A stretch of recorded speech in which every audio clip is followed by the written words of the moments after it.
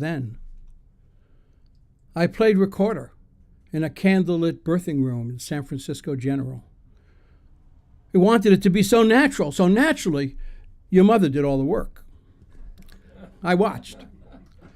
Half in shock, half in pure ecstatic thrill, you, miraculous exposed creature, then quickly carted off to the nursery.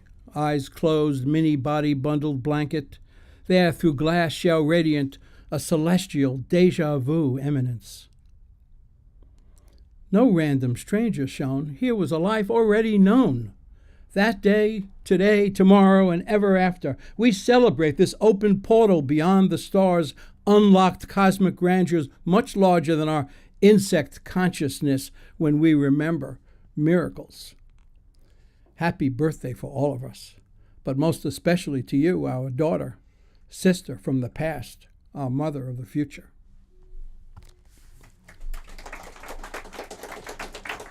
And there's another poem that's in here, but that I've done some editing on. So it's more or less the same, but I cut it down and whatever. At first I felt like, oh, you can't do that. It's not this way in the book, but fuck it. The Coleus. The Coleus on a windowsill in my son's room sits ready to burst its terracotta vase. It's the first plant he chose for his own after a lifetime, not showing any interest, growing up in an apartment filled with them. He wants to take it with him when he leaves. Today, I remembered you his age when we lived together. Coleus, the first ones we two ever had, responded quick to our attentions, rewarded us with designs perfect for the 1970s. Hallucinogenic blooms of reds, pinks, yellows, greens, patterns more like tie-dyed teas than anything in nature. Each Coleus, though unique, seems to evoke all the others. Strange that I never grew them after we were done, dismissed them as plants, too easily grown. Some window has been pushed open. A look into the present, which is a look into the past. Not unlike being on the street thinking I see Terry.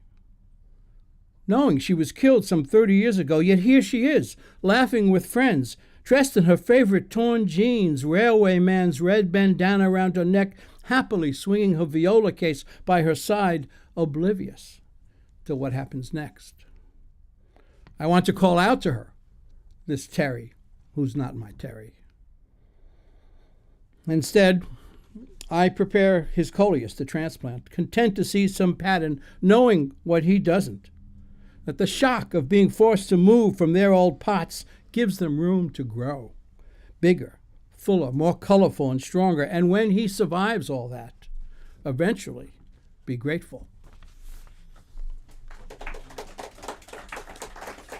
So the book is divided into 4 sections. It just kind of are the ways that I wrote. So the first section was called, which is what all this is from, Looking Past, Looking Forward, the memories and all that. And then the second section is called Departures, and it's a lot about the occasions of death. This first one I'll read is seeing a photo of Jane watering plants, which was the photo that was at her memorial of her in her garden. She was a gardener, a horticulturist. Seeing a photo of Jane watering plants. Firm hands, conduits to unseen springs, succor the burgeoning garden she's filled. Erect, enveloped by her plants, she looks directly back at us and smiles, indulges us to watch her work for this moment. We think we could imagine the source of her strength, knowledge, intuition of what brings life to blossom. We know we'd only be guessing. Because until you've gotten on your knees, shared rock songs with the worms, thrust naked hands through black loamy soil made rich by methodically nurtured compost, exposed to daily sun and storms forked over and over to aerate, you can't begin to understand. It is the dirt from which life comes. It is the earth which demands repayment. Night comes upon us now, much too early. Left abandoned by her premature departure, so unacceptable, so out of joint with our view of natural order we see. Nature's cruelest act is its indifference. We rail at the mocking wind, the callous rain, the suicidal leaves falling compulsively, and we shout back, "No, not Jane! You can't have her! She belongs here with us." Silence. It is the dirt from which life comes, and it is the earth which demands repayment.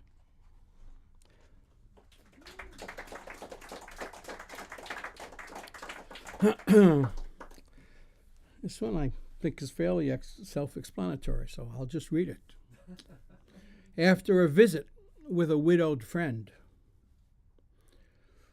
After a visit with a widowed friend, Clifford Brown, Coleman Hawkins, Dexter Gordon, just the right blend of bebop and ballads John had fed into the algorithm. Whiskey sours and Manhattans mixed perfectly in tune with all the chatter, music lubricating the evening's entertainment without effort. I remember the competition of overlapping voices in their apartment, the two of them, one finishing the sentence of the other. Old stories told so often become performance pieces, duets crafted down to the pauses left for laughs. But tonight, no music filled the spaces in our quiet conversation. The radio's locked under talk shows. Pundits pipe in to fight the empty rooms and solo hallways that now must be endured. Jeff bravely shows off photo albums, recalls earlier times, exotic places they'd been together, or even things that John had done alone, art that he'd created, books that he had loved, all now, somehow, souvenirs of loss. How cruel, the design and arc of living. First, we struggle to find our voices separate of our parents and feel nervously like freaks. Sure, there'll be no one to know or understand us. We go out into the world, touching first one and then another, and wonder, could there be someone for me? And then comes a day. You look right at them sitting in your car, talk of jazz and movies, and though you don't go very far the first time, you count the hours until the next, and then the minutes after that, and the days turn into decades. It seems the ride will never end, and no one prepares us for what happens. I'll be right back. I'm just going to the store. Left suddenly with silence, only haunting echoes remain. To endure this kind of violence, you begin your life again.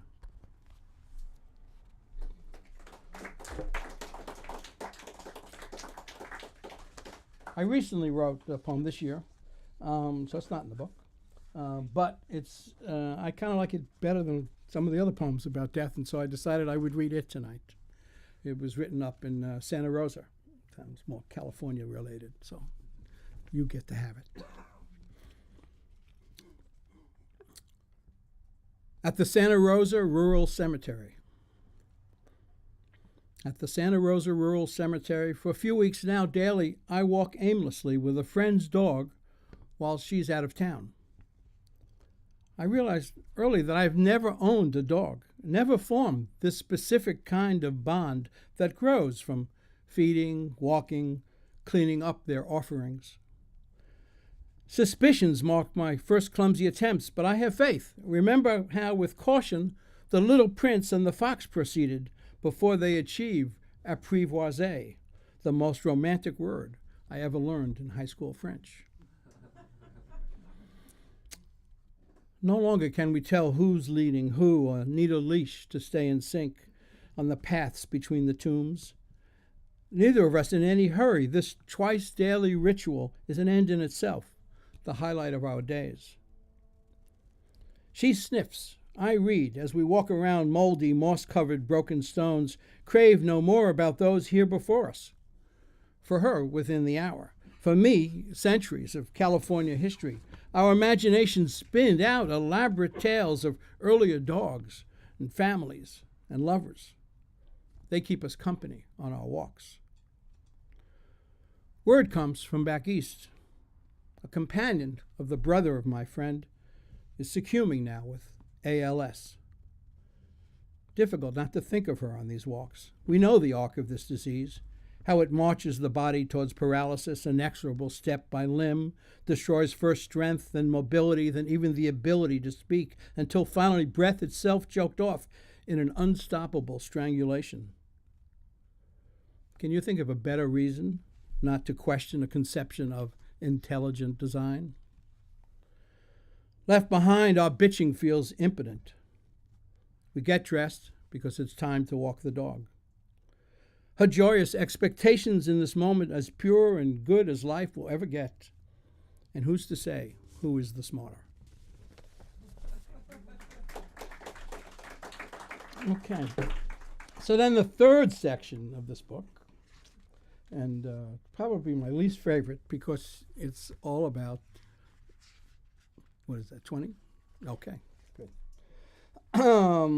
Is political, and politics very easily falls into rhetoric, and it doesn't quite touch the soul. I'm not quite a believer. I used to be, when I was younger, the believer in that poets are the unacknowledged legislators of the world, but I think something got lost in translation there. Anyway, but I still write political poetry, and because I'm a political animal, and so. And this one is, I whipped out here because it's San Francisco related. One of these days, Alice, I don't know how much in the audience that means something. One of these days, Alice. Oh, yeah. That's what it should be. One of these days, Alice. Midwinter, after dinner, the fireplace burning wood drapes heat like a covered baby blanket. You're hard-pressed to keep your eyes open. Someone puts on Marvin Gaye, not heard in decades. Make you want to holler? Throw up both your hands. Flashback to San Francisco, Acme Cafe, circa 74, closing time. Weed circulates the walk-in closet. In our early 20s, time to shed skins of childhood. Vietnam finally over. We're ready for new paradigms. Grow up, put away the picket signs, become businessmen, movie stars, and healers. I look at the 70s with nostalgia. John was our working class hero. We watched Napoleon wave goodbye in the helicopter to San Clemente, convinced we'd never see him again. Let out collective exhalations. A good man moved from a peanut farm to the White House. Saturday Night Live, we laughed. Saturday Night Fever, we danced. We thought our values woven into this nation's fabric. Taught our children how progressive change was won. Counterculture victory secure. Believed the Gipper was just an anomaly. The sax-playing playboy was more the deal. Hollywood lotus eaters and self-absorbed success until down the escalator returned the tricky Dickster from his long exile. Oh, America, you've been burned again. Only solution now is to get out a new set of handcuffs. No more talking nice. It's time to channel Ralph and Norton, make ourselves holler, throw up both our hands and shout, straight to the moon, and hope it's far enough.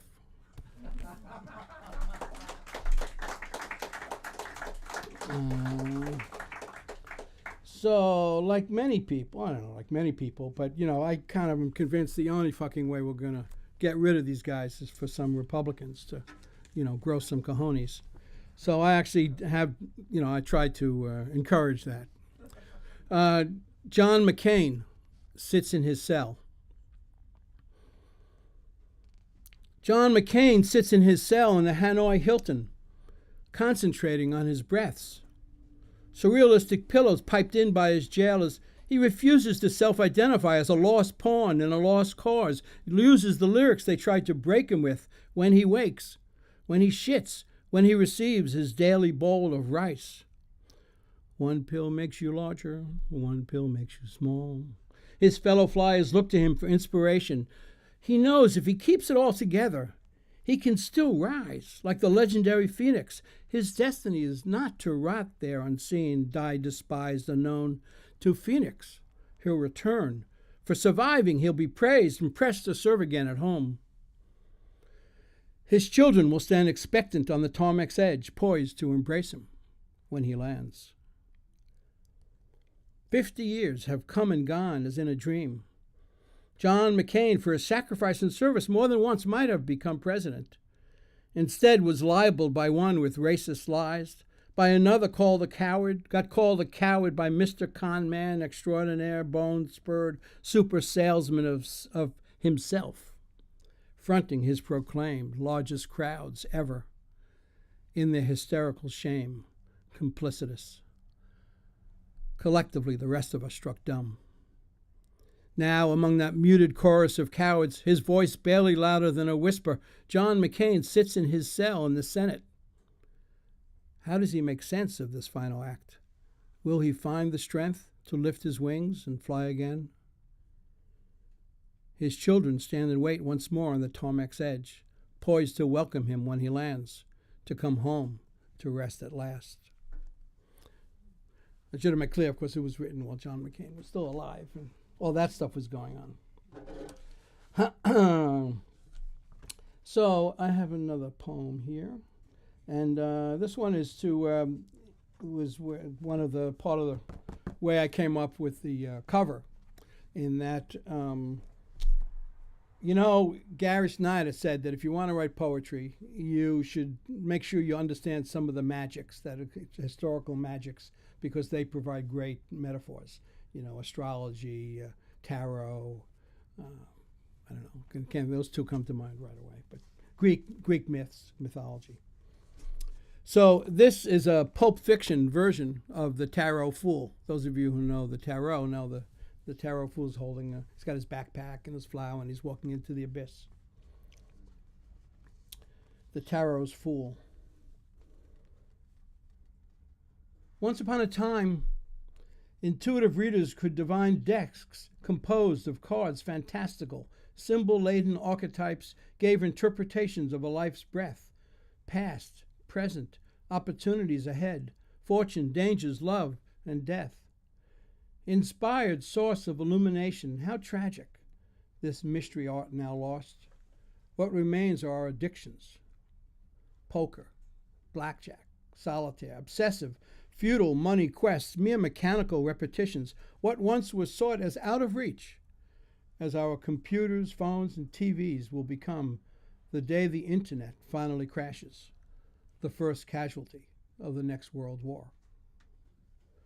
Left to stare at black glass silent screens, future generations will not remember what is it they're waiting for. What was it once seemed so essential from these by then vestigial machines? I open up those ancient decks, ignorant of what I see. Their kings and queens don't mean a thing to me. Hanged man, death, or judgment day leave me coldly unaffected. But when the fool's unveiled, aspect distracted by the distant cock calls of morning, useless possessions drag his walk, dog nip at his heels, oblivious to the yawning abyss to where he's about to step, the whole world feels revealed.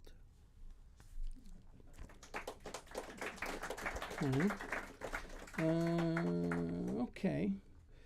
I'll read one more political poem. I have time. How much time is left then, honey? I don't know. We'll see. I do want to get to my Italian section, which is my favorite section. But I'll read this poem because I spent a lot of years in the film business. And although I had really good time working with really good people, a lot of it was very painful. And I'll just read this poem. Naked Men. For the other Harvey. What is it about these men drives them uninvited to disrobe? Shed off outer skins so proud, present themselves exposed, men obviously quite drunk with power, held over the lives of the vulnerable, beautiful, and younger. Their look in mirrors saw no reflection of rejection. They closed the doors that held their prey, and success made them so blind, believed they'd always have their way. Kept privileges much longer than acceptable and begged now for sympathy not to be undone. Can they really be surprised today? Long ignored the unleashed fire's rage. These men were doomed from the day of the nameless one's election. Pussy-grabbing narcissist who shocked the nation. With his victory, victims hidden swore an oath of vengeance. His day will come. Gloves off, we are done with men who took advantage of a system that looked the other way. Men who had everything. Men who could never get enough. All right, enough of that. Enough of that. Let's have something. So I was very lucky and fortunate to fall in love with an Italian woman, Camilla. And we've been married, and we spend time in Italy, I'm very happy to say. And, I think this is another one I did some changes on. Yeah. And I actually started writing. She was working in Ravello, Italy. Beautiful, beautiful month, beautiful spot, which is where, of course, D.H. Lawrence and E.M. Forster and Gore Vidal all chose to hang out. So it's got something going. In the Atrani Church. Well, it says where the Atrani Church is. In the Atrani Church, after the steep climb down from Ravello, you find the church at the entrance to Atrani, a spacious, cool enclosure protected from the heat, an illusion of floating in an open space of white. Sit on a wooden bench, guarded by coral columns framed in green, black and white specked borders. On the marble floors you discover patterned stars of David drawn down the center aisle, amidst the rows of pews to the far wall of the altar.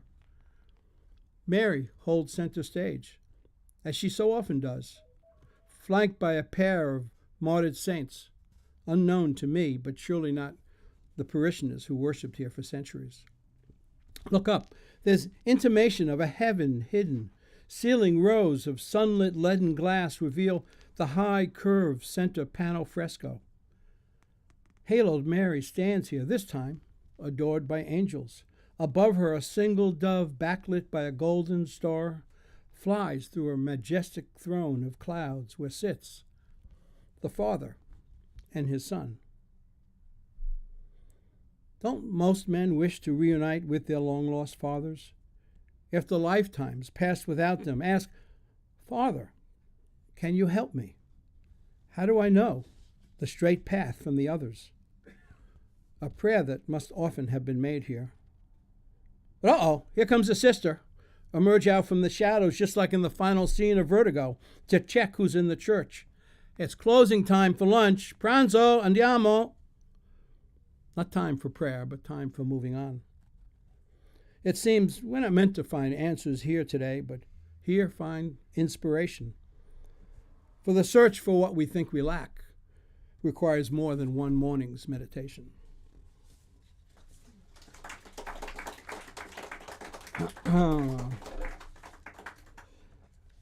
And so I often find I wake up at 4:54, which is what the title of this is, and that's when I write. 4:54 Milano. Walking, sleepless hallways induces a headline flash. Our poetry is nothing more than shopping lists, inventories of fears and fantasies, unanswerable questions, no use to anyone, certainly not Camilla, left in bed. A single siren's refrain breaks the night's silence. Whose pain has caused this flight, broken some social contracts, summoned authorities to set things right? A solo carabinieri racing home before the morning traffic jams, a warm brioche on his car seat to surprise his wife? Or perhaps his mistress called to threaten him without a late-night visit. Hauling ass on Corso Italia squad car, running out of breath. Amanda, Corey. Death angels skydive nightly over Kiev. Crowded arcs capsize short of Lampedusa. Children in the Holy Land eat bread made out of stone, while in apartments on Via Monte Napoleone, Rue de Rivoli, Hempstead, CP West, uncomfortable privilege tries to get its beauty rest. Let's make shopping lists for the apocalypse. The practical will want lists that grow large fast. Olive oil, coffee, onions, matches, change of clothes, batteries, guns. In the USA, lots of guns. My list is of another kind. If it survives the cataclysm to come, it starts with compassion in our hearts for all living creatures that still remain. No separate nations, armies, money, no calls for any vengeance. It saves competition for sports events to create a world that honors culture, music, poetry, comic books. These the most important for survival, and these reason enough for renewal.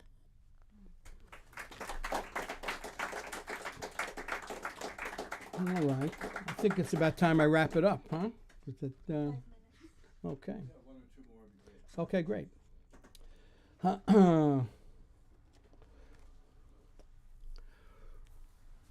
From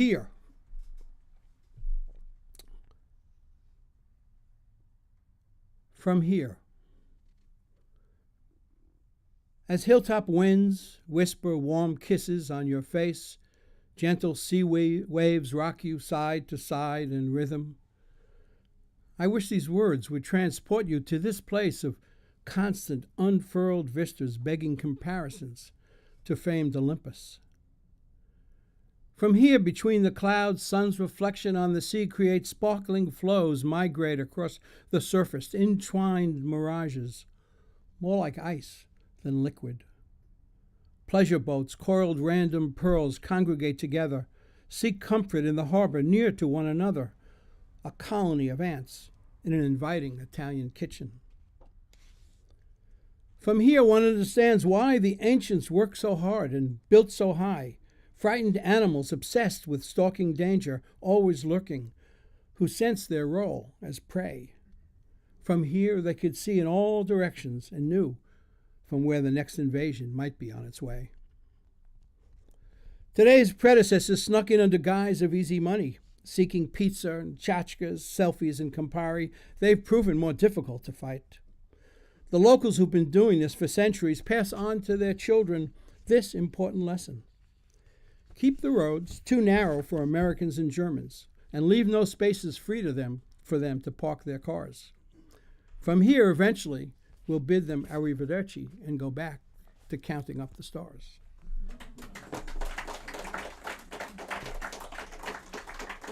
I don't want to overextend my stay, so I will call it a day unless...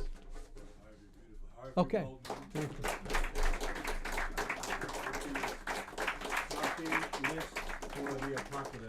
And I guess the books are there for a sale later. There's still plenty of cheese and wine for those so inclined. No, Harvey, beautiful reading, man. Thank you. Great job. Yeah, so we'll take probably a 10-minute break. People can socialize, relax, have more to eat and or drink. And then hopefully everyone who wants to read in the open mic thing has, Scooter, you haven't signed up yet? Okay, but everyone can sign up and we'll be delighted. Everyone will get, 3 to 5 minutes. And again, to err on the side of brevity is always a good idea. And Harvey, you were perfect, man. It was, we couldn't have taken a word less. There's room at the end. There's someone else's poem. I've told Eric I'd like to read. Someone who died recently, a Bay Area poet. Oh yeah, okay. That's yeah. All right. So about 10 minutes, we'll reconvene. Jerry Faraz will take over for the open mic portion of the evening, and I'll read something very brief, as will he, and then we'll carry on. Thanks.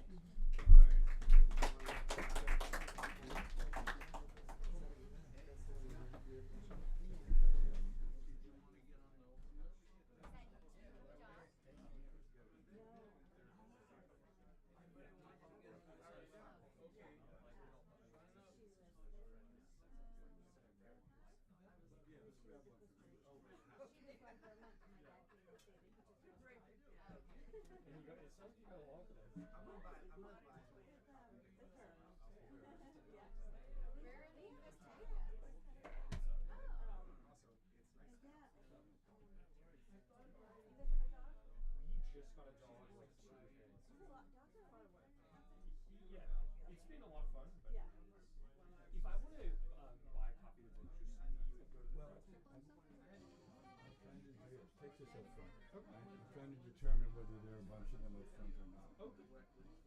Somebody else wanted to. He was asking about, you were asking about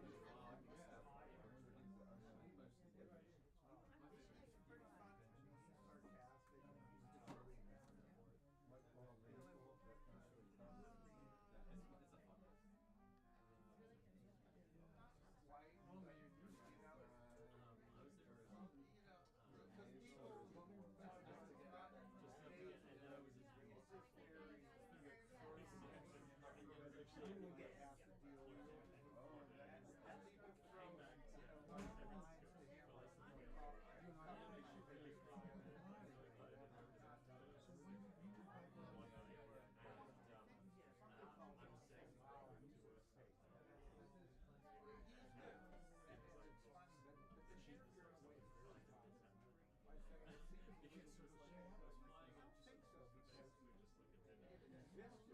and they weren't hiding it, the world sped way too but they weren't hiding it, you know what I mean? It's a big straight shed box, tiny little, just felt like, had no touch to say. Yeah, a couple of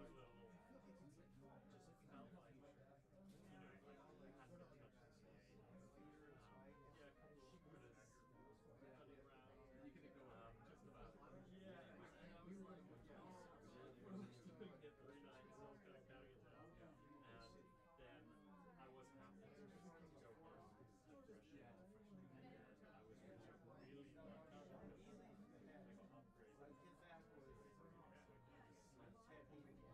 upgraded. It really did that. It was actually very good from the end to there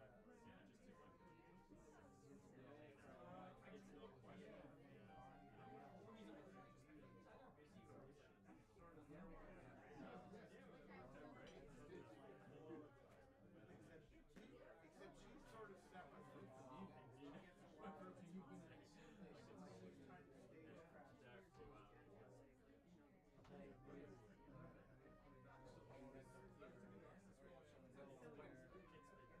Yeah.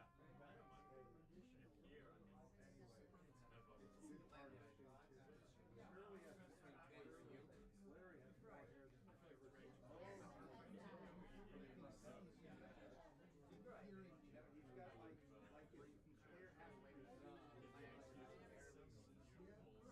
hair halfway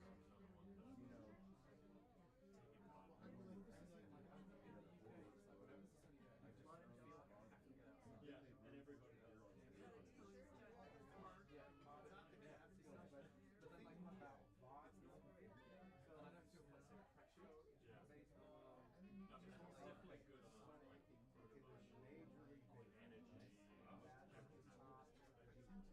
There's also minor It is just even if you make AAA, double A, single A. So vaudeville is like that. Every townhouse in big cities have that vaudeville. no, it was quite nice. Yeah, That was like the same thing. Not lows like should. I like it when I do it. Very different. Yeah, no, it's great. Yeah. So that was different.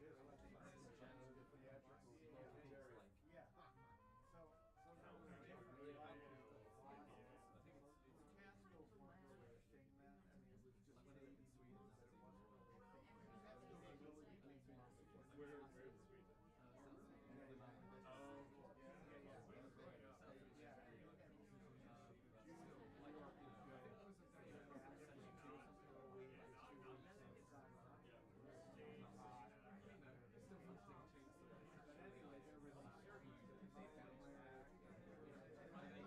serious. They were on the same side.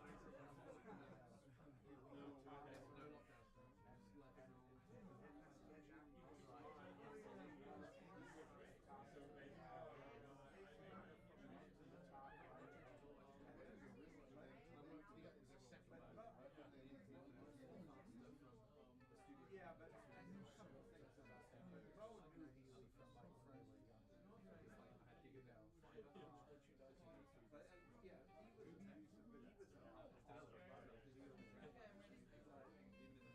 They got the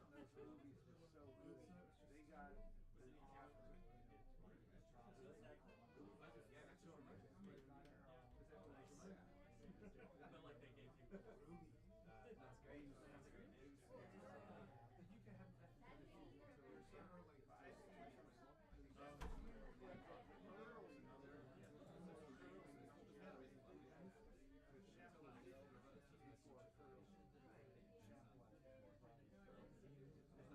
that.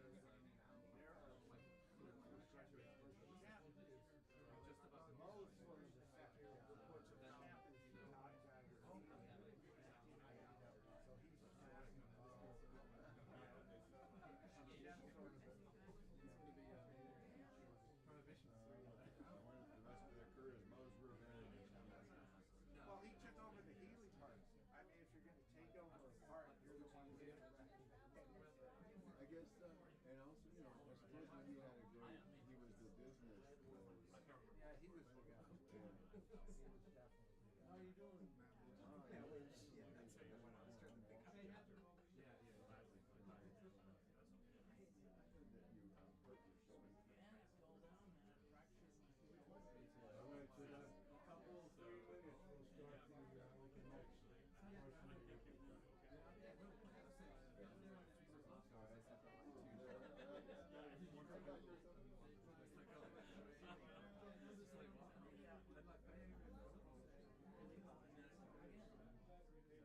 a couple, 3 minutes, we'll start the next portion of the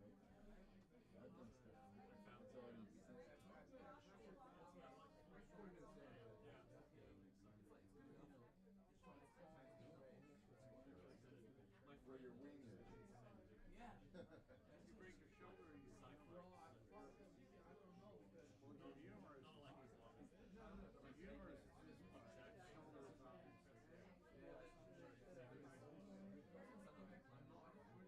humor.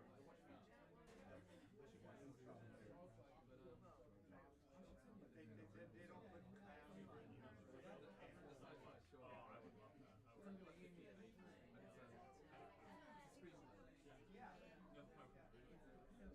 All right, guys, we're getting close to the witching hour.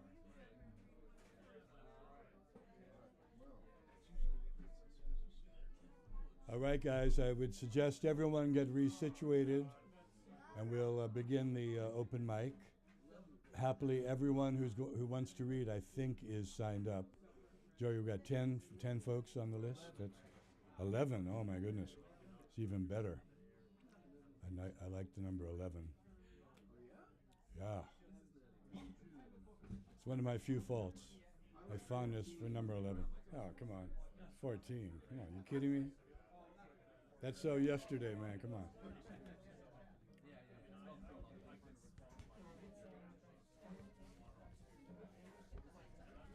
All right, guys, we are going to get started. So you guys in the back who are chatting, etc., etc. All right, guys, we got to get it down to a low roar at the least. They can't hear me. Can I be? You guys in the back, hello. If you still need to socialize, you should do it on the sidewalk. We can't have everyone talking while the event is going on.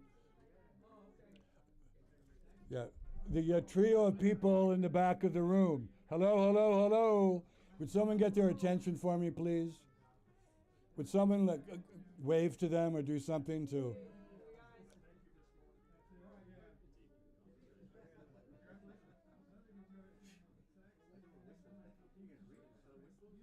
Hey, Scooter, could you catch those people, the trio of people at the back of the room? Tell them if they're going to socialize, they need to do it on the sidewalk.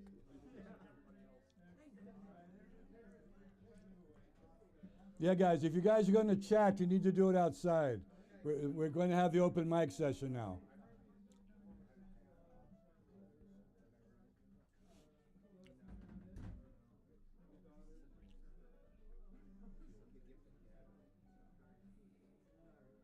Okay, once again, we're going to have the open mic session. We have 11 people signed up, and use your own discretion, 3 to 5 minutes. Again, leaning toward brevity, which is the soul of wit, and we're a soulful bunch, so that would be good. And I'll get things started with a. Eric. Eric. Yeah, we got to cut Dizzy. Okay. No, we're good. We're good now. Yeah. Whoa. Yeah, man. You go. Okay. So, this is something just hot off the press. It's entitled Grandpa's Advice. Remember, proceed with caution, a form of reckless abandon. Show a heedless disregard for anything tangible. Mix courtly disdain and proletarian panache. Proceed with the simple, unadulterated language of a potato. Eschew fancy words. Chew on the cud of the cow one pasture over. Bet a penny on black, bet a penny on red. Pocket a rook and a pawn while your opponent is sleeping. And I do have two granddaughters who are sorely in need of my advice. Of course, they don't heed it, but I mean, anyway, that's my... This is entitled Borrowed Lines from a Welshman, the Welshman in question being Dylan Thomas. So the first line is from him. Time held me green and dying, though I sang in my chains like the sea. Time loves my bald-faced lies and loves to lie with me. No science or scented candle can tame the sea's blue steed. The water over my head will soon make a raft of me. I'm data-driven as a rat. I rhyme like the rum in a dog. At night, the petrified wind dissects me like a frog.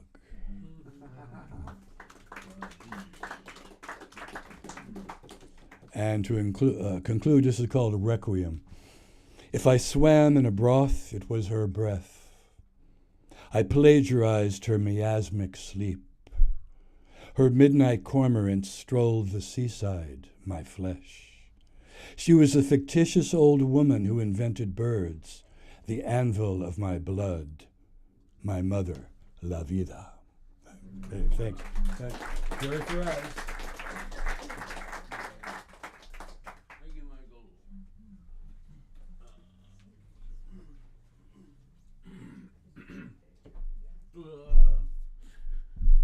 Okay, so I'm not sure where. Do I stand up to be heard, or do? Huh? Yeah. Okay. All right. Okay. This is a poem I wrote for a man I worked for here in San Francisco. He was a Tibetan Buddhist, and he had a shop here in San Francisco for over 40 years. And he knew a lot of sculptors and painters in Nepal. A lot of the art that he sold in his shop were some of the great master sculptors and painters. This is called Goodbyes at the Dharma Shop for Dorje Lama. Like a flash of lightning, 4 decades gone. Time to close up shop for good. No merit in going on like this, just to give it all to the landlord.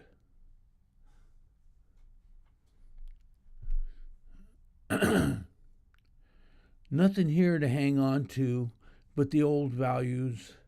All our loyal customers coming year after year will have to find another ear to hear their song of samsara, the joys and sorrows of their journey, in exchange for wisdom and the skillful means of right livelihood.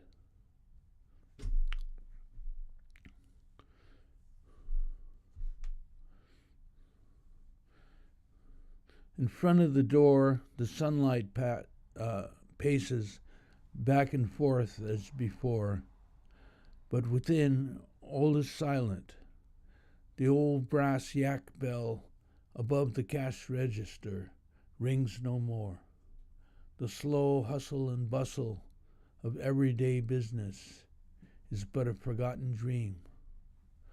What we have to say is this: do good and forsake evil, and good things will come to you, even from the far corners of the world. Thanks for the memories. We're closing our door. The old Dharma shop is having a huge sale on emptiness. Everything must go.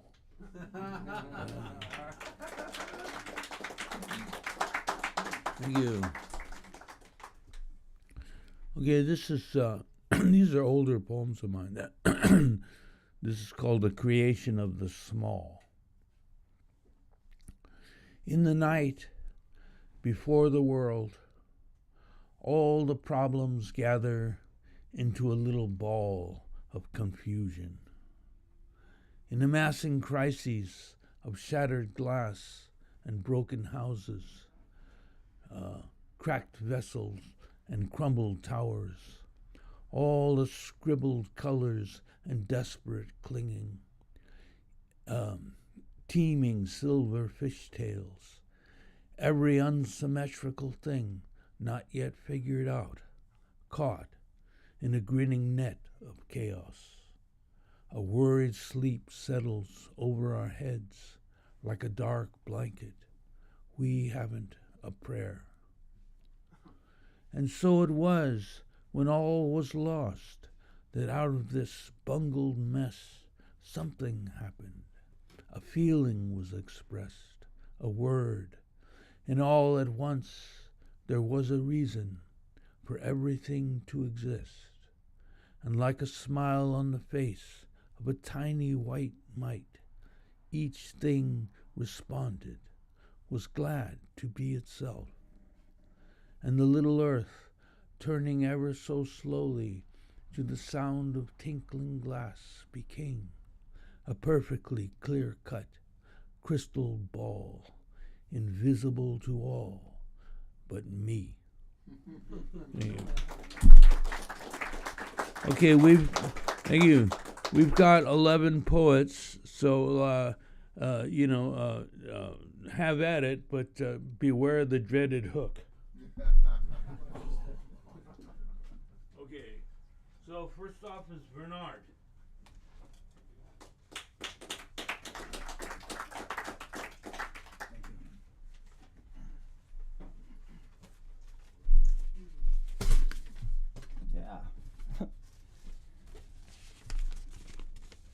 I've one short little story here, and then one short poem. This first one is called "How Our Family Dog Became a Communist." The word communist is it's a loaded word for all of us. When I was growing up in the 50s, we named our family dog Red. Rescued by my father, it was a freak from an English pointer litter. It didn't have the variegated spots of red and white.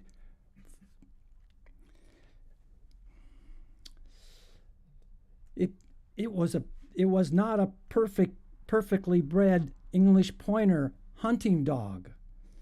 It came out all red. Red was going to be put to sleep.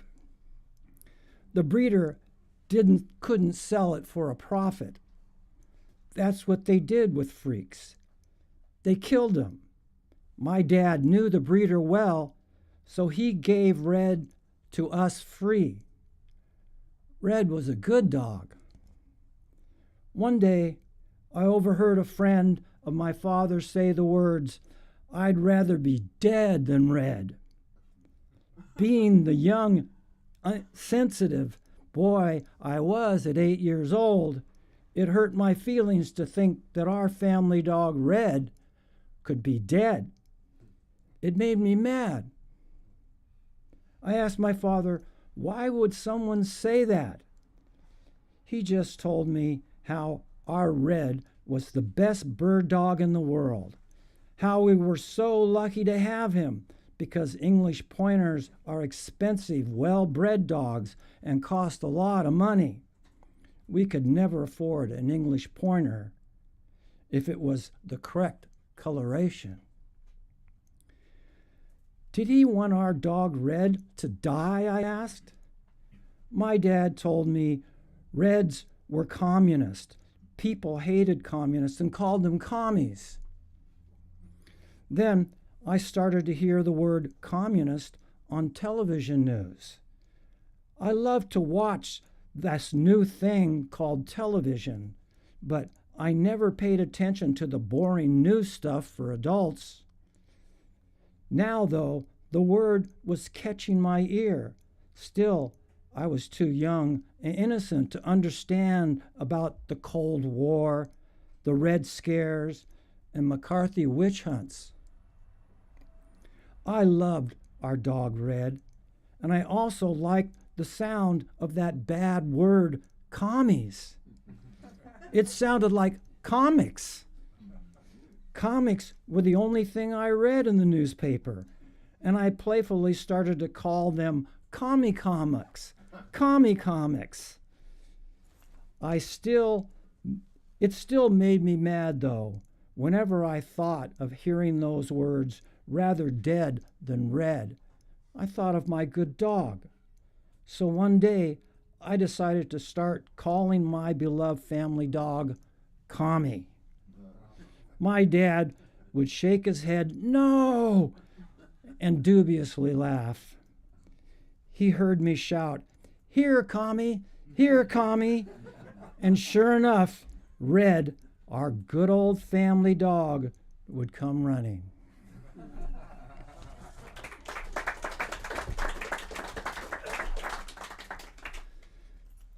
Dreams of laughter and tears.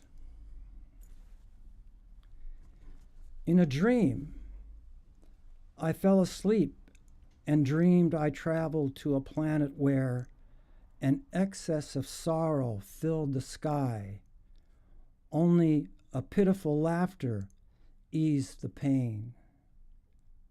Streaking contrails of hubris surrounded the equator, and the deathly heat of avarice melted the polar ice caps.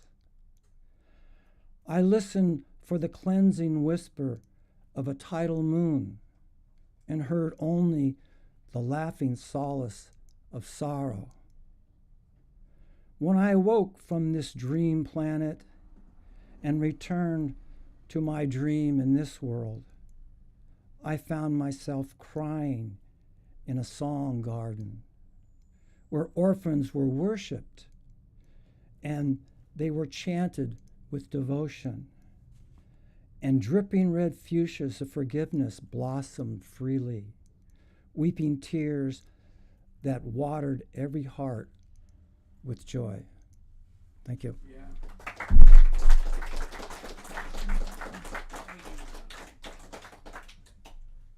Okay, Paul Hackett.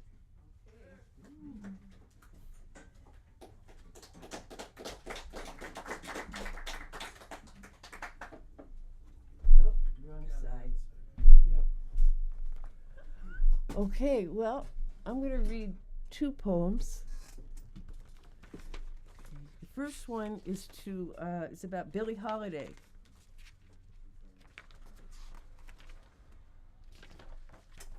Oh, I have to take off my glasses to do it. Okay. Sometimes when nature is quiet and the moon shines just where you are, I remember I messed it up.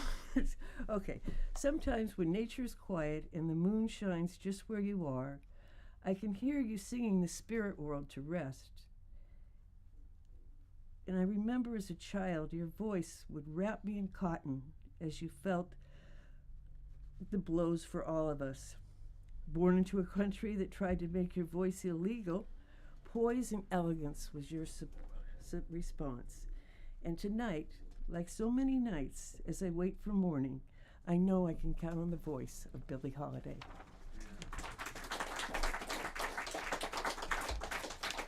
This is your fault. Really? Okay. This is called The Chokehold. Wait one second. Let me fix the mic. Okay. I seem to be the only one who knows how to do it, apparently. There we go. It's going to be better. Oh, good. Oh, You good. deserve It needs to be. Okay. Okay, the chokehold. At birth, it seems natural, a choking feeling in our throats. In death, again, so familiar. But in between time, they've worked in the chokehold. The chokehold waits, wearing a uniform, the death rattle hiding behind a gun. They have many ways of controlling our crowd. The gag order is always with us, in school, at home, on the bus, in our heads. But if we step up, stand out, falter, or forget, the chokehold is there. Don't despair as he closes in. Watch your soul surround this beast, this uniform with a gun, his crowd control, his gag order, and watch him choke as he hangs on to the devil's tail. Thank you. Run into the books. I know.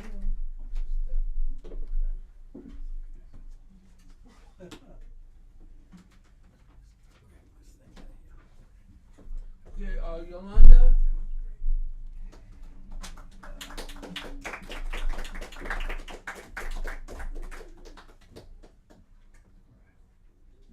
You gonna sit down or something? Yeah, let's make sure that my son goes there. Come on up and take a seat. Okay. And let's pull that forward a little bit. Okay.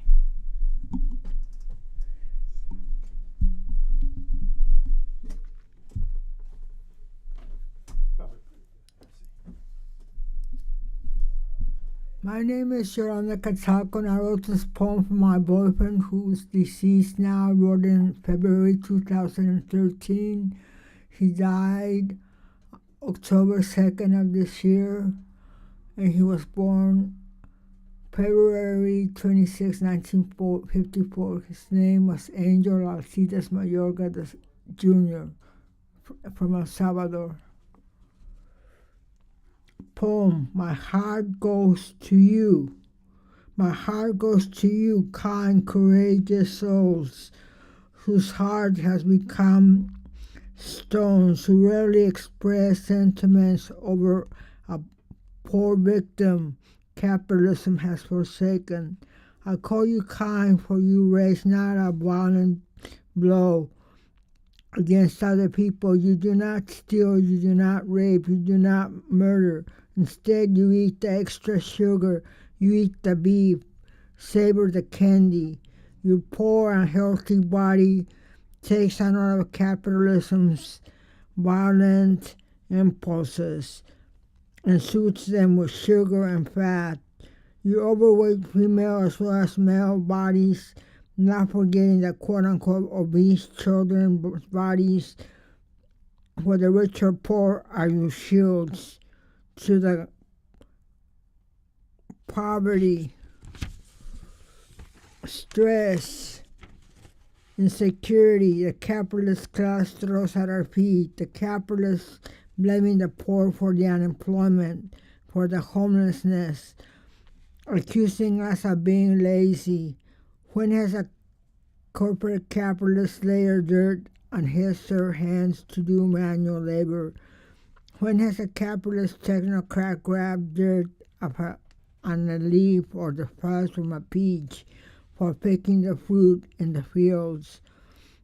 When has a capitalist thief who exploits labor and from the surplus value from the labor extracts a stolen profit ever given money to a beggar in the streets? Yes, my heart goes to the downtrodden, to the overweight, to the sugar craze, to those who take on the ills of capitalism for their medically, quote-unquote, unhealthy bodies, who do not take it out on other people, to ease the suffering and pain and stress that the military-industrial capitalist empire burdens the working class with in our daily and nightly lives. Remember Karl Marx's prophetic words, we have nothing to lose but our chains. And then this is what I'm going to read when, not this poem, she doesn't want any politics, but this is what I'm going to read for the celebration of life for Angel on Saturday.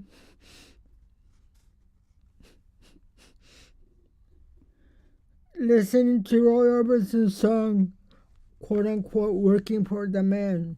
Angel worked part-time a large part of his life, cleaning buses, sweeping streets, cleaning hospitals.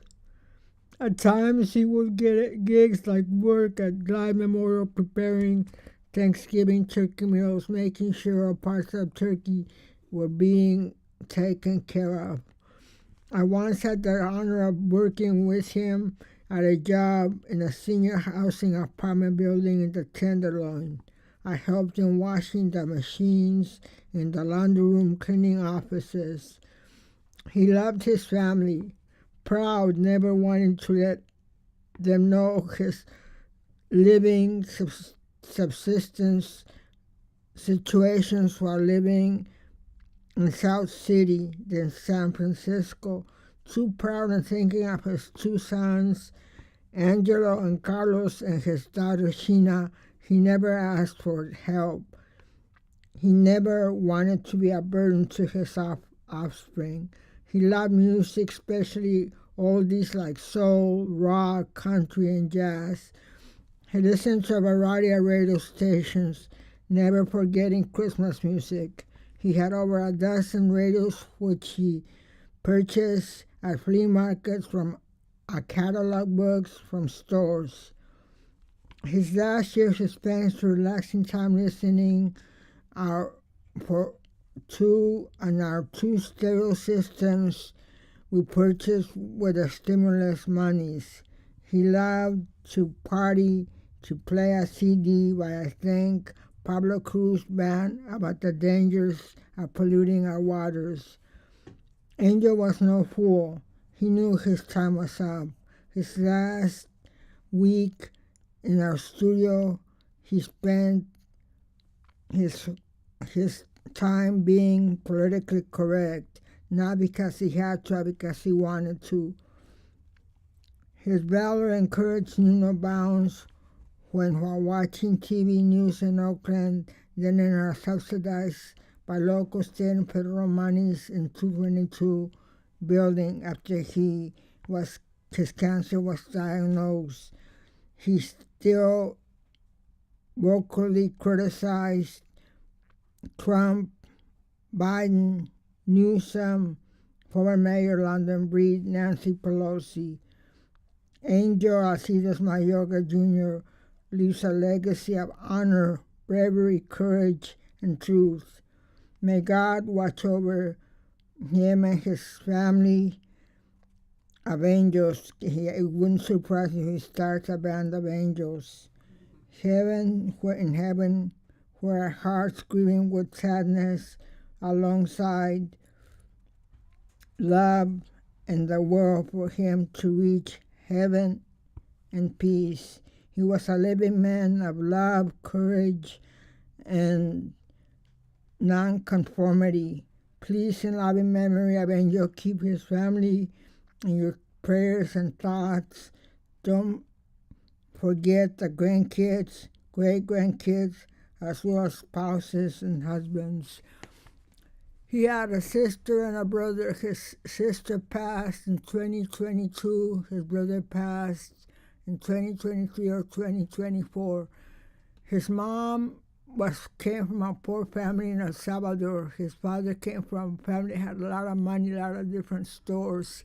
The family said if he married her, they were going to disinherit him. He said, disinherited me, so they let him stay and keep the inheritance. His parents were love, and that's what Angel was. Thank you.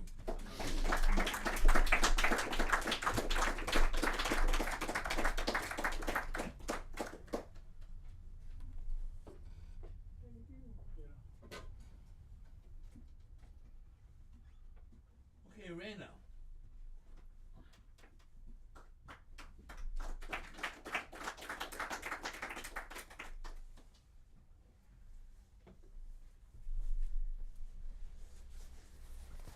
Hi. You want me to sit? Thank you. I'd appreciate it. I don't know how to adjust it. No reason you should.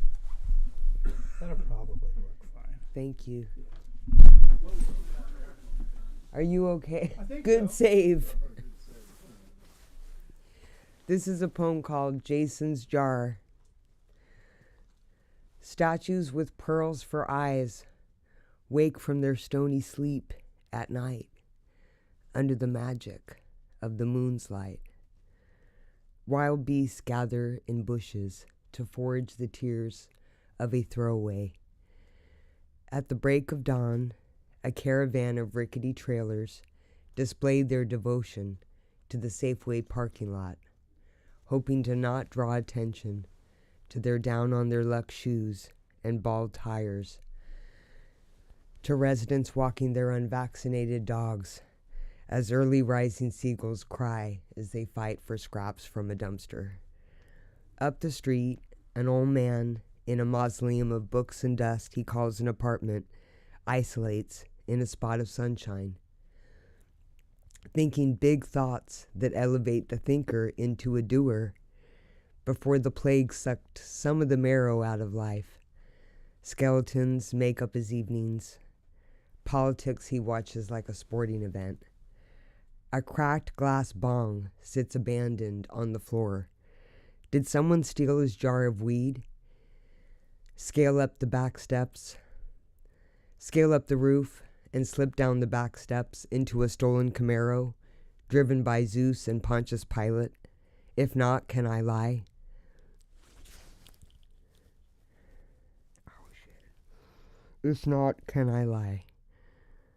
Bravado is turned to butter, and Lucifer is creeping in his bedroom behind a tombstone, laughing at the prison walls of a hypochondriac. The air is particles of death unseen, or perhaps a dream. The old man watches the ships crown the sea, and the pelicans recycle the water, and the world spins by. The night puts her velveteen wings around the old man, encased in darkness. What happened to the face in the jar with ghoulish eyes of a psycho from San Quentin who told the old man he wasn't invited to his cousin's wedding? The beachgoers with OP shorts and coolers stuffed with food and beer read the writing on the wall and spontaneous art, while border collies herd birds. A brave soul dips their toe into the Pacific, where mermaids rest on nests of seaweed and surfers pray for a good wave. Hooded players scan the boardwalk for hotties, while guardian angels watch the revelry without engaging unless necessary. It started long before the old man of denim and raven's claw, before cities were small towns of pinto horses and general stores, past the colonist and forks and spoons and laws, knights and dragons, pacification of natives, greed, sin, and rubies in the days of John the Baptist and Saul. Now computers keep track of breathless losers, running to beat the end of time. An old man dreamed of being a teacher once, while another old man, now in his final ride to the sunset, wonders if he's going senile. Or the crocodile with snapping jaws took the jar that started it all.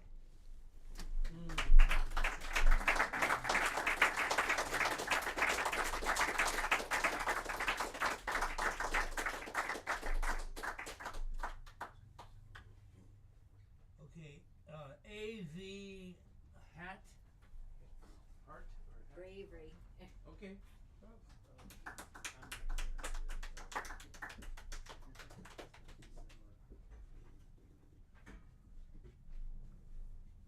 Oh, I'm sorry. You were before me. Yeah, but the mic's set for you. I'm gonna have to raise it for him. I'm just kidding. It's fine. I work so hard here. That's good. You know, Pearls before swine. Okay. Jeez.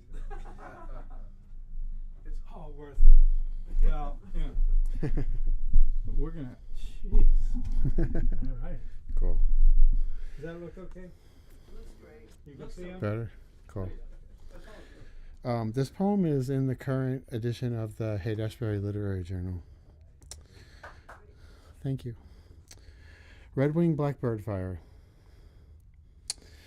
If loss were assigned a color, I don't have my glasses.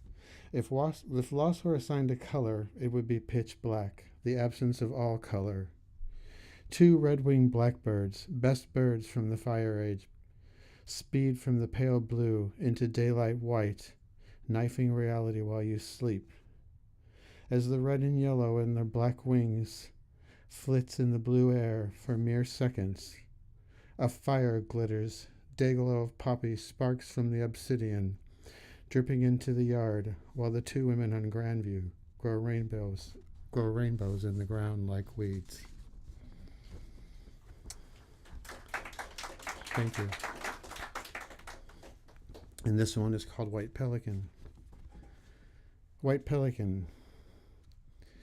We snaked the dawn round Tomales Bay to every whim of the curvy quarter moon ebbing tide. Buckeye blooms greeted us as the friends they forever stayed.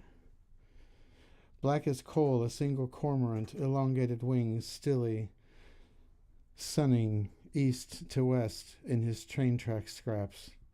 Crow and deer in the summer leisure with the sun flyover jaunt and across Highway 1 as time stood still as a mouse.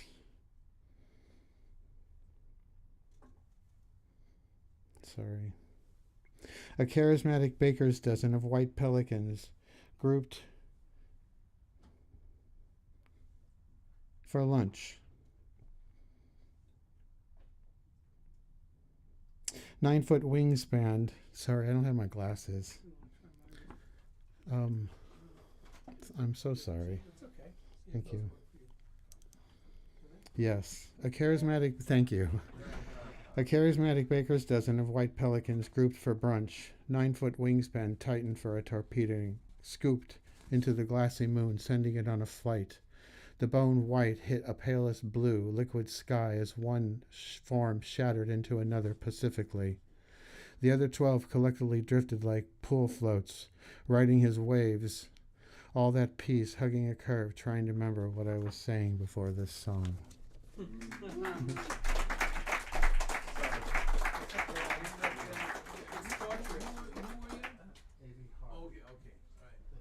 So now we have bravery.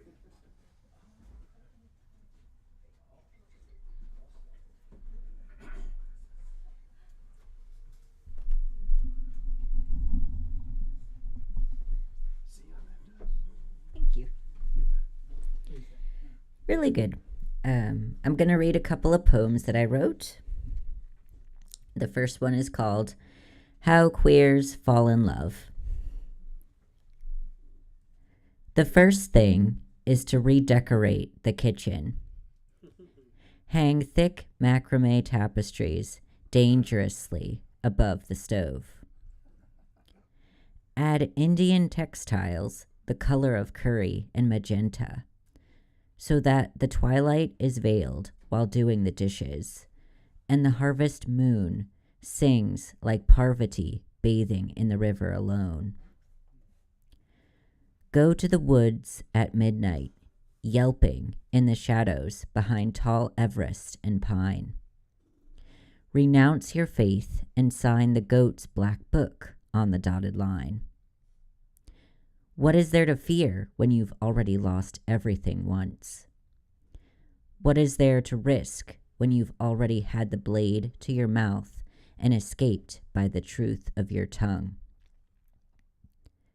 Behind every illusion is a truth that hurts to become. Divine your future in a cup of tea. Lick honey off the rim of a jar. Love is a myth in a labyrinth with horns, we all said, feasting on the fairy queen's milk and deciding it tasted citrus. Sugar on our teeth and priests in our hair. Find a lucky rabbit's foot and sleep with it under your pillow. Let it tell you secrets there. You remember, Dorothy, the rabbit said. Fingers hooked on hips and cotton-eyed socks intertwined. A twister destroying the life you knew and creating another. Kiss a soapy mouth full of lavender in the shower.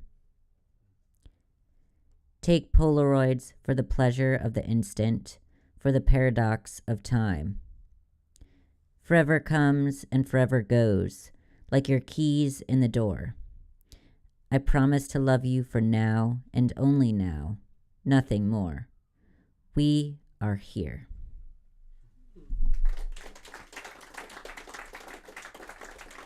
Thank you. This is another poem that I'm going to read called Cowboy, about a friend of mine who passed away. Back when I smoked cigarettes because it reminded me of breath, that space between two truths and a lie, something called hope disguised itself as a burning tower. A copper penny sparkling in the garden, where elves danced and wicked men with knives practiced acrobatics, holding each other belly up with strong legs outstretched, perched on the lawn like gnomes in the silver of the moon. A cowboy glided from the darkness in leather boots, asking me for a light. His smile gleamed in softness, like sweet potato pie, brown cinnamon sugar and sunlight. I smelled deep in the crook of his neck. A song from his calloused hands and lavish purple fingernails as he beat the drum around the winter solstice fire till the roosters crowed. He was tall, rail thin, a tie-dye t-shirt that hugged his ribs. Yellow birds I followed through the mangrove trees, hearing the sounds of horses running out in the field towards the rising sun. I wanted to be him, not knowing what that meant, but figured it meant I wanted to be a rainbow, a peacock waving its 7 painted eyes on the tin roof of the barn. Like that night in the garden, he came out of nowhere to find me, slipping through my pale walls, seeing me seated in meditation alone. I am still aware of how he looked so delicate, yet so red-blooded, the way I often do, toughened by mallets against the drum's head, raindrops falling on goatskin, a sacred blanket of love in the pain of birth, with holes for the stars to shine through. Thank you. And Jay Livingston.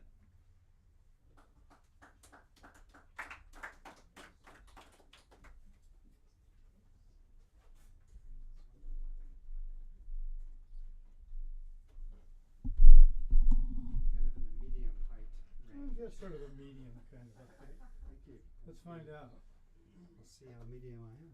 I think, That's pretty good. It's going to be good. Ooh, Sennheiser, that's a famous name. My name's Jay Livingston. I send greetings from a distant land called Mill Valley. My first poem is Snake Farm. My love for you is like a snake farm. Funky, faded roadside signs draw me down your rutted drive. I pay the busted ticket seller, step past old skins and dead things reek, peer through bars where reptile bodies writhe and stretch, tongues flick and flicker, ancient eyes stare and whisper, I could devour you.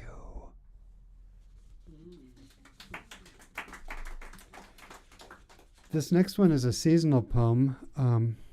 For those who are not practicing pagans or not up on the vibe, Samhain is a holiday roughly halfway between the harvest and the winter solstice, so right around now. This poem is Rites of Samhain.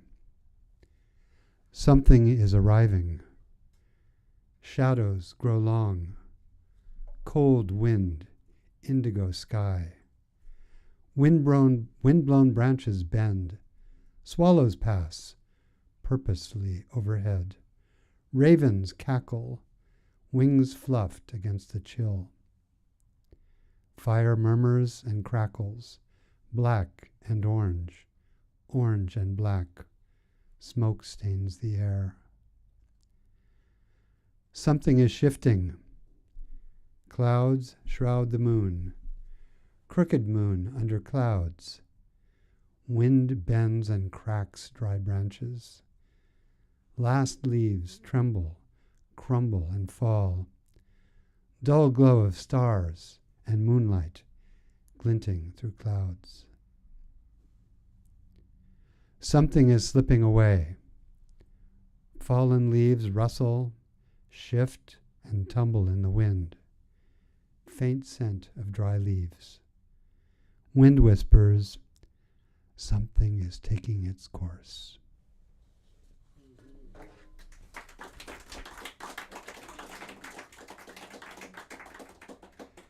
And to wrap up, this poem is entitled After Jack Gilbert.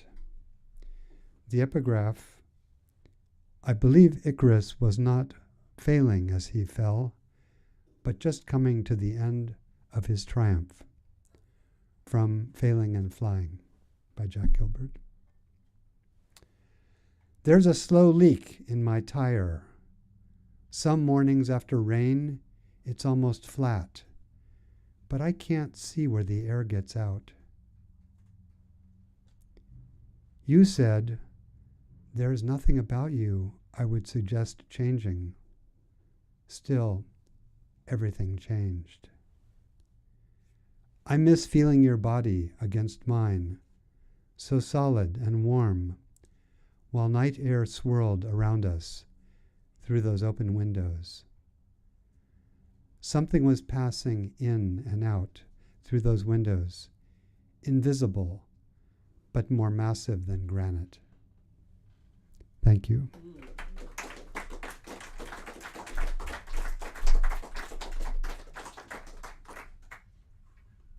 Okay, Kimai or Kimal? How is it? Kimai and Kimal? Kimai. Where are you from? I am from Korea. Yeah. Hey all, good to be up here. I'll read 2 poems today. All Souls Day was recently, and thank you, Yolanda, for your beautiful poems. This is a poem that I wrote for my best friend who lost her lover, her beloved, last November on the new moon. Luna Nova. For those who still walk on, no matter how. The moon's shell, now shattered, leaks light on loose dust tracks. The sun rising ahead of you beyond the trash fence. The end of the universe as you know it. His life was an airy dream, a poem without end, amen, which is to say, a prayer. A soft arc of light as it cracks through Earth's unending hymn. Last night, the moon let loose her kits on wet terrestrial mounds to be assembled into a dimly illumined procession of lanterns that hopped across the moguls of mud and moop.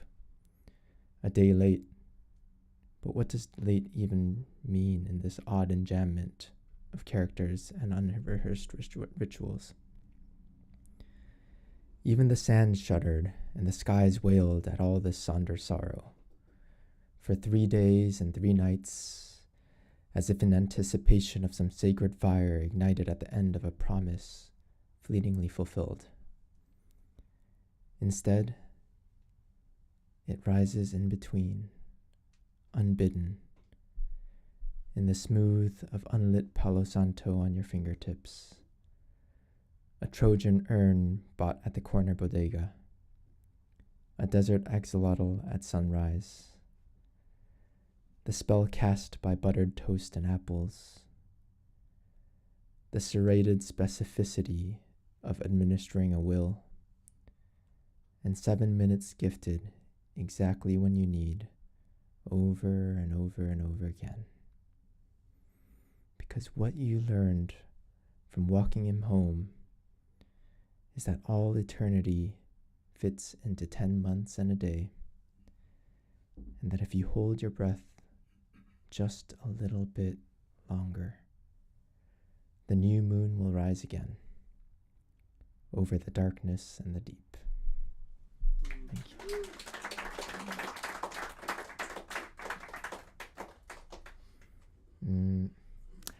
And the second one, I'll read kind of like a less serious one. This is one I stopped working nights, but this was written on one of my last call nights, and it's in honor of Halloween, I guess. Why I can't sleep on call anymore. My call room at the old hospital lived in the old mother and baby ward, now at least 20 years defunct.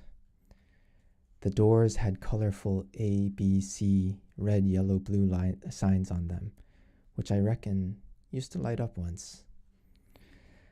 I used to like to doze between calls, smiling foolishly, imagining all the babies who came to light there.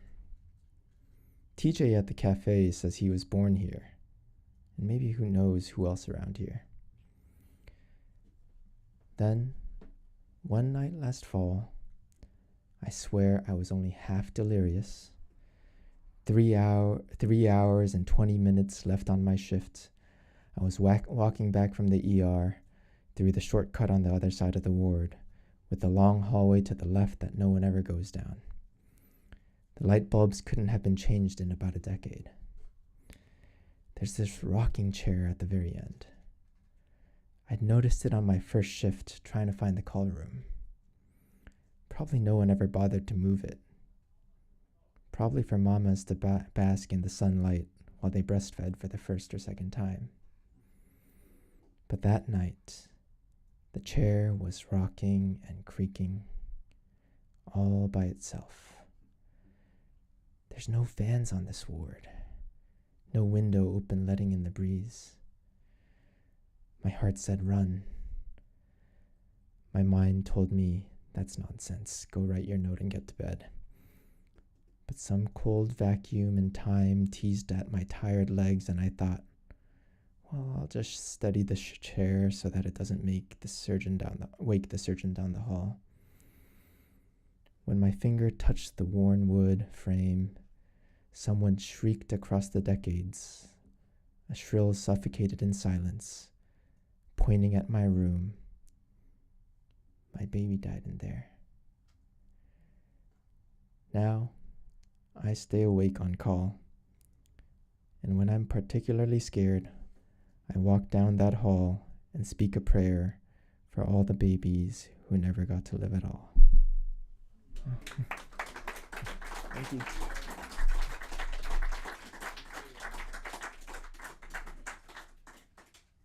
Okay, and Scooter.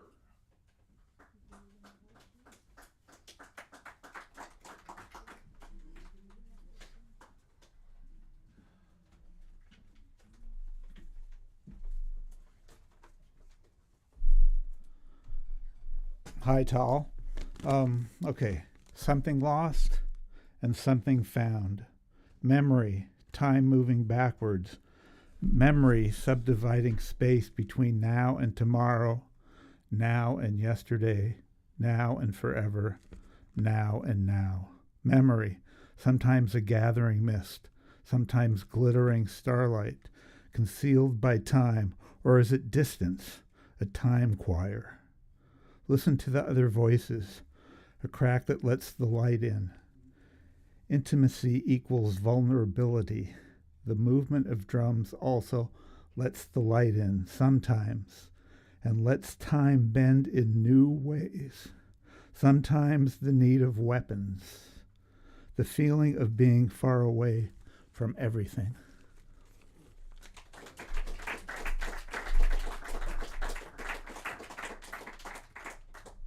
Okay, Terry.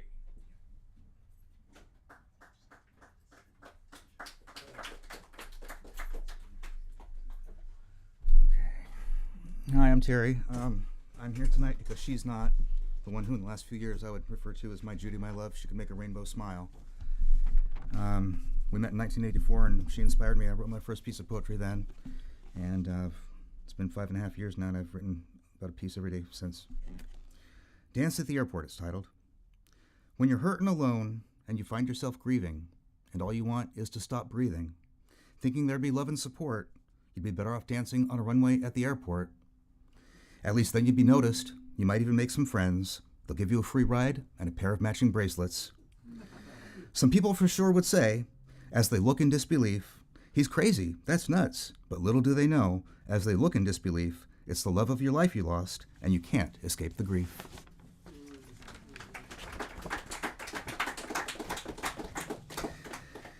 This one's titled Casseroles.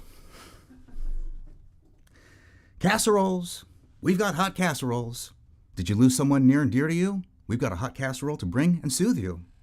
The fact is, I don't know why, it's the thing they do when somebody's died. They come over and ring your bell, and there in hand, a hot casserole. We've heard of your loss, and we did bring a hot casserole for lunch. It should last a week, as if in some way that will comfort your grief. No, I'd rather ring your bell and say, I've heard of your loss, I understand you're not well, and no, I did not bring a hot casserole. I don't have any words to share, just to sit silently and be near. My presence is what I have to offer, just to share some of my time, not words of platitudes, not even words of the divine, but the solace of silence at this difficult time. Sitting next to you, close to you, hearts beating the only sound, that's what I have to offer, that's what I can give. I found some almost clean clothes to wear, so I could come quickly and be here, nary a word to say. I may barely even look your way, just to sit with you and silently pray. That's what I bring for you. No hot casseroles here today.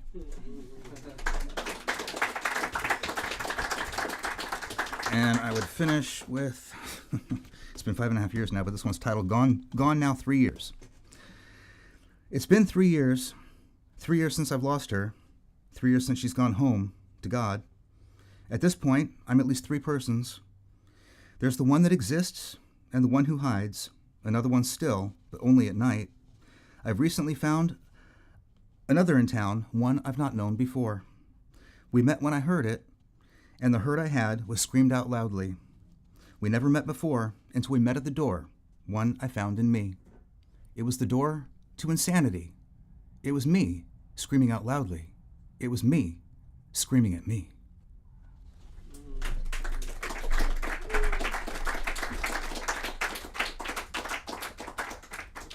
Walker Brents.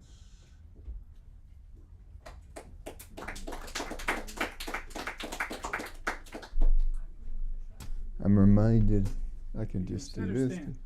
Well, you're already here, so I'll stand. Thank you, Eric. Yes, it's part of the movement on stage, you understand. No, I just want, so if you'll just give me about 3 minutes, I think I can. I was reminded coming here, it's Samhain, or I'm not sure how it's pronounced. There are 3 dialects of Celtic, but there are so many strange stories connected with it. But there was a spear that was not of this world, and it did not belong in this world. And it was from the land, the other land, the folk of the Danae, in the other world. We understand Samhain to mean that the veil between the 2 worlds is tissue thin, like this. And we celebrate our poetic gift here so as to make sure that it does not clench and entangle itself in each other, but that the veil between the 2 worlds is this thin, and sometimes interweaving to this degree. And if there is a spear from the other world, and the great being Alin wants it back on behalf of his people, the Danae, who live in the other world, he must have that spear. And because he did not have that spear and did not get that spear, he would come to burn down the castle of Tara on Samhain Eve every 3rd year until the time came when Fionn or Finn McCool put a stop to this by taking that spear, which was kept as a talisman by the by Fune's family, and it was given back to him to face in combat this being from the other world. I can't tell you the whole thing because it would take longer than 3 minutes.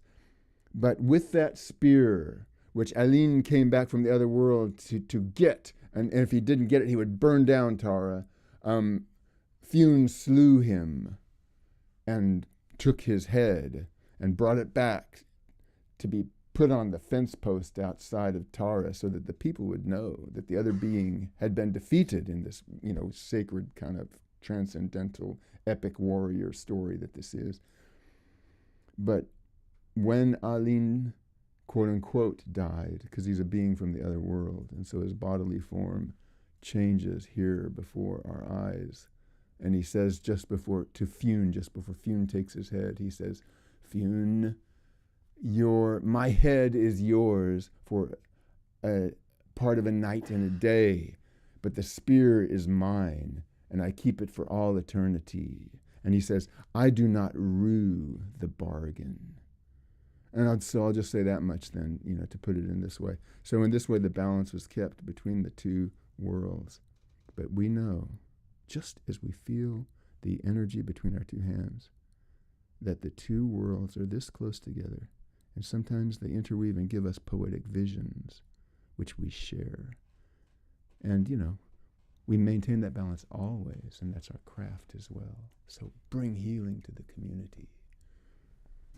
Yes, amen.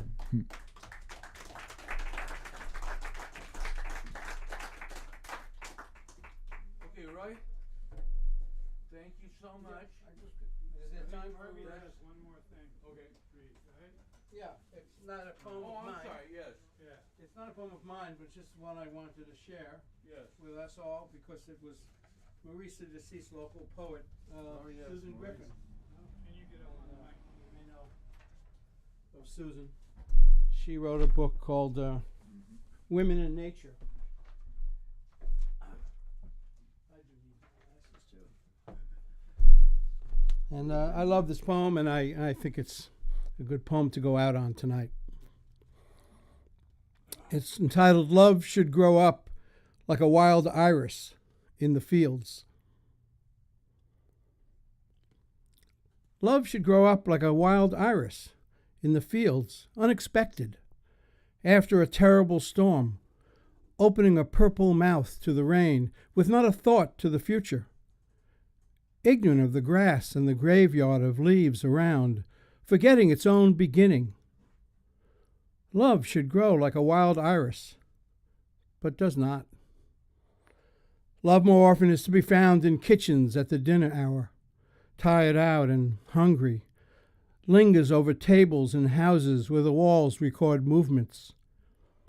While the cook is probably angry and the ingredients of the meal are budgeted, while a child cries, feed me now, and her mother, not quite hysterical, says over and over, wait just a bit, just a bit.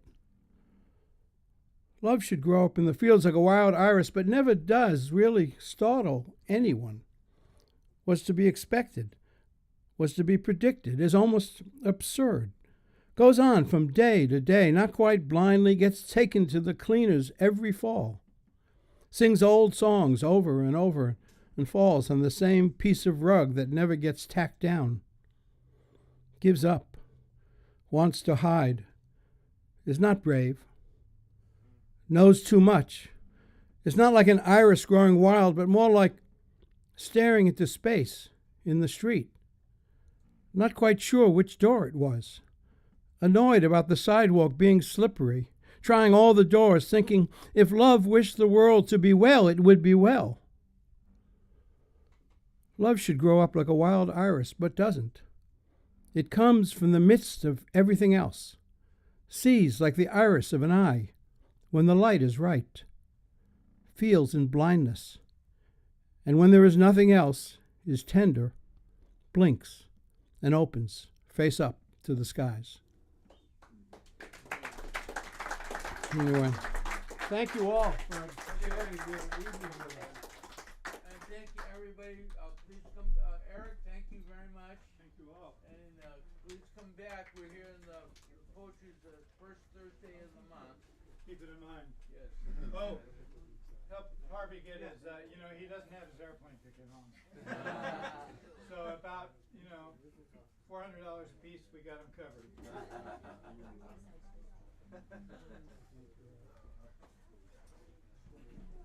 That was great. See you again. Yeah, that was really cool. Yeah, I think so. Eric, This is you. this is me. Thank you.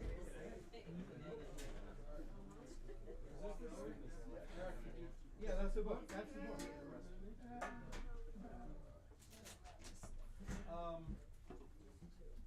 Eric, you still have more books of mine? Well, let's see now. He was just someone. We sold a few. Oh no, he was None someone here was anymore, right? Yeah. Those are all gone. We'll see. We probably have a thing or two. Okay. We'll find out. All right. Oh yeah, I see it on the back here. We got 3 or 4 books that I need to know. Don't make me show. Yeah, no, it's- Yeah, fantastic. I've already sent the group it to you.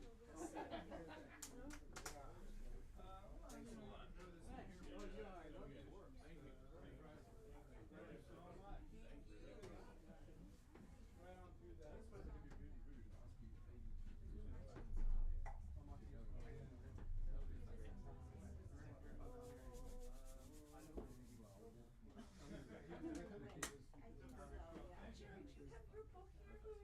I know.